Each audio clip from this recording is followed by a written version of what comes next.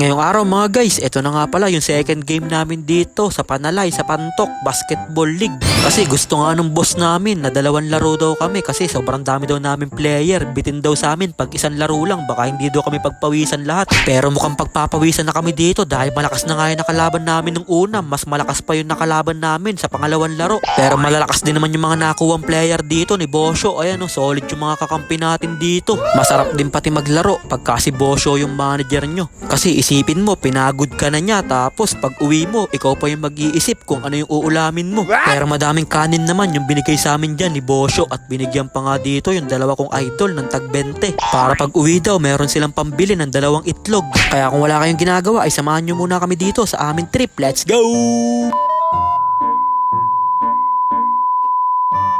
So, ayun po pagkatapos nga nung unang laro namin, diretso kagad kami dito sa pangalawang laro. Buti na lang, naglaro ngayon dito si Kimwell Leal, kaya meron kami sentro na malaki. Kasi nung unang laro nga, 7 lang kami naglaro. Buti na lang, nagdatingan yung mga iba naming kakampi dito. Kaya nagpakitang gilas kagad dyan, si McDaddy Bass, hindi kagad siya mapigilan dito. Ano kayang isasagot dito ng Atenas Card Trading, binigay kay Zapatero sa gilid, ilista muna yun, papang.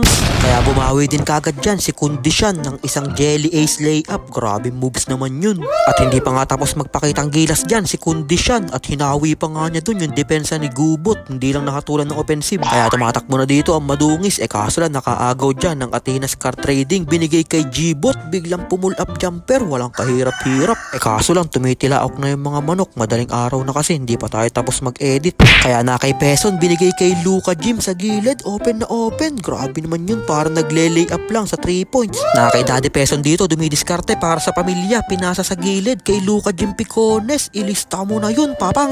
Pero hindi magpapatalo dyan si Gbot at sumagot naman kagad siya doon ng isang pull-up jumper. Kaya nasa madungis na dito ang bola, binigay kay Timmy Alade, dumire-diretso, nagmalakay Irving, hindi lang pumasok yun, buti na lang nandun si Teruel para i-follow up yung tira niya. Kaya na kay Daddy Peson ulit dito ang bola, tumatawag ng screen, dumire-diretso sa basket at nilamon lang niya dun yung bantay niya na parang hamburger. At maya-maya nga lang ay bigla na nga dito nagalit yung manager namin. Nagre-reklamo nga siya dun sa may committee dahil may nakapasok daw na ibang jersey yung gamit. At hindi pa nga din tapos magreklamo dyan yung manager namin dahil sabi niya, ano ba naman liga yan na Panalay, pwede pala yan, iba yung jersey na gamit. Kaya tawa ng tawa dito yung mga kakampi namin dahil parang gusto na nga din pumasok ni Bosyo sa loob ng court para ipakita yung mga tinatago niya moves. At ayun na nga, grabe moves naman yun para kay Patrick Nowitzki. Bagong unlock daw na moves yun ni Kuya Kurachi, sabi ni Bosyo. At hindi pa nga tapos dyan si Kuya Patrick at nagpakawala pa nga siya dun ng isang pull-up jumper. Kaya tuwan-tuwa dito yung mga kakampi namin saka si Bosyo. Kasi minsan nga lang daw lumalabas yung shooting ni Kurachi pag malakas lang yung kalaban. Sabay nakapalo up pa dito sa ilalim si Gbot. Sabay nakangiti pa siya habang bumababa sa depensa. Sabay binigay na ang bola kay Captain Didik, biglang hinagi sa 3 joints, ilista mo na yun, papang. Talagang kulang yung 2 pops para sa gang.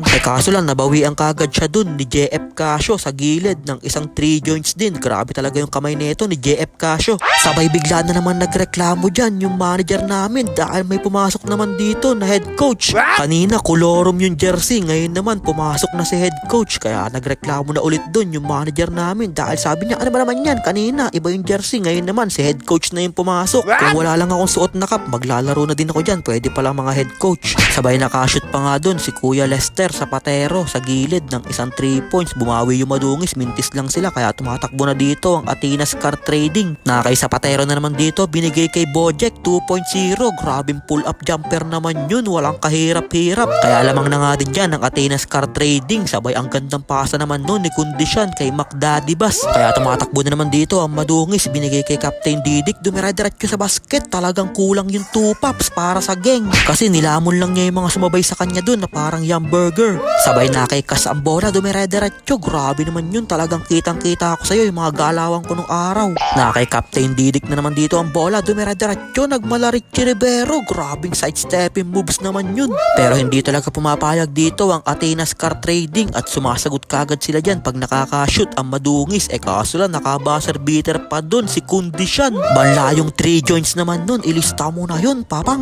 Kaya naman pala ganadong maglaro si Kondisyon dahil masarap yung food trip namin, ayun kanin sa rice. At muntik na nga gumawa dito ng isang dirty play si Daddy Peson. dun, buti na lang napigilan niya yung sarili niya. Kaya na kay Zapatero dito, ang gandang pasa sa kakampi niya dun sa ilalim para sa easy 2 points. Sabay nakahaliop ulit dun si Idol. Grabe talaga to si Idol, napakasipag. Kaya tumatakbo na dito si Oduka, nagmala Kyrie Irving, iniwanan lahat ng bantay niya, sabay sidestepping moves. At hindi pa nga tapos magpasayaw dito si Oduka. Ayun o, grabe moves naman yun, sabay binato sa 3 joints. Ilista mo na yun, papangs. Pero sumagot naman kagad dun si Campo ng isang 3 joints din, kaya nagpapalitan lang sila dito ng mga 3 joints. Kaya tumatakbo na dito si Telman 2.0, dire-diretso sa basket pero tinir-drugs lang niya yun, baka daw kasi tapalin siya ni Kurachi. Nasa Atenas car trading dito ang bola, binigay kay Oduka, dumire-diretso, kaso lang sinabayan siya dun ni Kimuel Leal. Talagang bagsak dito si Oduka saka si Captain Didik, grabe kasi yung depensa dun ni Kimuel Leal, talagang parang bumangga si Oduka sa aparador. Sabay pinagbabangga na nga dito ni Captain Didik si Telman 2.0, may kasama pang foul and 1. Buti na lang hindi nag-flex ng muscle si Captain Didik. Tumatakbo si Oduka, ang gandang haliop naman nun sa kakampi niya. Kaso lang nag-iinit na ata yung kamay dito ni Campo at nagpakawala ulit siya dun sa gilid ng isang 3 joints. Grabe yung kamay ni Campo, parang si Klay Thompson lang kung bumitaw. Kaya tuwang-tuwa sa kanya si Kuya Bren. Kaya nasa Atenas car trading na naman, binigay kay Zapatero, bumawi din kagad siya dun ng isang 3 joints. Sabay tumatakbo na naman sila dito, hinagis ang bola na agaw ni McDaddy pero napunta pa sa kalaban yun. Ang ganda na sana nung hustle, kaso lang sa kalaban na ipasa. Kaya nakikas dito ang bola, gagayahin ba yung moves ko? Grabing step back jumper naman yun. Buti na lang talaga nagagamit mo na yung mga tinuro ko sa'yo dati. Kaya nasa Atenas car trading dito ang bola, binigay kay Gubot, dinodouble team siya pero nagawan pa din ng paraan yun ni Gubot para sa easy 2 points. Kaso lang mainit talaga yung kamay dito ng Klay Thompson ng Cardona at nagpakawala ulit siya ng isang 3 joints, kaya tuwan-tuwa sa kanya dito yung mga kakampi namin. Kasi kung hindi nga niya na-shoot yun, baka may satalo pa kami dito. Kaya agawan sa bola, nakakuha ni Zapatero at naipalo up niya yun para sa easy 2 points. At grabe nga itong last possession, agawan dito sa bola na outside na pero hindi umatol yung ating referee. Kaya nagagalit dyan si Oduka sa ating referee dahil sabi niya, rep, outside na kita mo dumikit na nga dun sa mga tao na nanonood tapos good ball pa din. Pero wala na nga silang nagawa kasi wala namang review dito. Kaya sa huli, panalo na nga dito ang Madungis City. Hindi ko na nga din nagamit yung foul ko ng second game. Wala binangko na kasi ako ni Coach J Motovlog. Kaya dito na nga lang ako babawi sa kanin ni Bosyo. 3 extra rice nga yung kukuhain ko dyan. Tapos ako na lang bahala mag-isip kung anong uulamin ko pag uwi ko sa bahay. Pero solid talaga mag-manager. Etong si Bosyo, biruin mo, binigyan na niya kami ng bandaming kanin. Binigyan pa niya ng tag 20 etong dalawa kong idol. Galing pa nga sila ng Cardona, dumayo pa sila dito sa Panalay, sa Pantok para sa tag 20 pesos. Para nga daw pag uwi nila sa Cardona, meron silang pambili ng sardinas na pula. Kaso lang kahit ata sardinas na pula, hindi makakabili yung 20 pesos. Wala nang tag 20 ngayon na sardinas. Pero salamat pa din po sa pa-food trip, Bosyo. Kaya yun lang mga guys, maraming salamat nga po pala sa walang sawang pagsuporta at sa palaging panonood. I-follow nyo na si Ninin Vlogs para sa mga susunod pang vlogs. Mag-ingat po kayo palagi. Bye bye, yo!